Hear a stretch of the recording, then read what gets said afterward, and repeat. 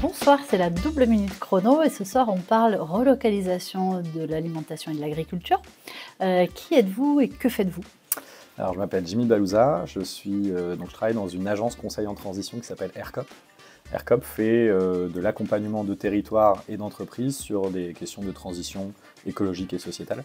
Et donc moi, en l'occurrence, je travaille sur les sujets d'agriculture et d'alimentation durable. Voilà, ce qui est donc le lien avec le sujet du jour. C'est ça. Et donc plus précisément, ça veut dire quoi, accompagner sur les sujets d'alimentation et d'agriculture durable? Alors ça veut dire, moi je travaille beaucoup pour des collectivités territoriales, et ça veut dire donc les accompagner soit sur la mise en place de projets alimentaires territoriaux, dont vous avez peut-être déjà entendu parler, soit sur des projets de structuration de filières agricoles durables, où là on va travailler avec les opérateurs d'une filière agricole, les producteurs, les transformateurs, pour développer par exemple des filières de diversification.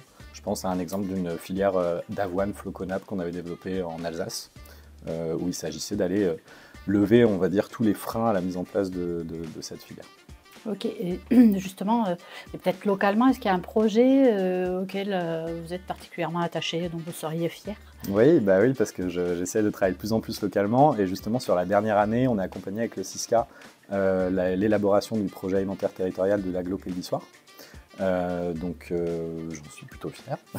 C'était un accompagnement d'une grosse année dans laquelle il a consisté à faire d'abord un diagnostic du système alimentaire local pour identifier quels étaient vraiment les enjeux spécifiques au territoire, et ensuite accompagner tout un réseau d'acteurs justement du milieu assez large de l'agriculture et de l'alimentation du territoire vers la mise en place d'une stratégie et d'un plan d'action pour aller dans ce sens de reterritorialisation d'au moins une partie du système alimentaire local. Je dis une partie parce qu'on en a discuté. Aujourd'hui, l'autonomie alimentaire des territoires, c'est 2% et, en moyenne. Et donc, on a largement de la marge pour faire mieux. Très bien. Et justement, d'après vous, quel est le frein principal qu'il faudrait lever pour accélérer et passer bien au-delà des 2%?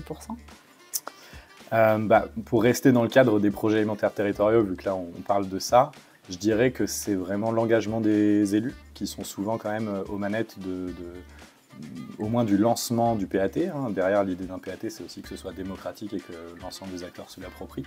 Mais vraiment, il y a un enjeu quand même de formation et d'engagement des élus sur ces sujets d'alimentation durable pour pas que ce soit la 5e roue du carrosse des collectivités. Très bien, merci beaucoup. Merci.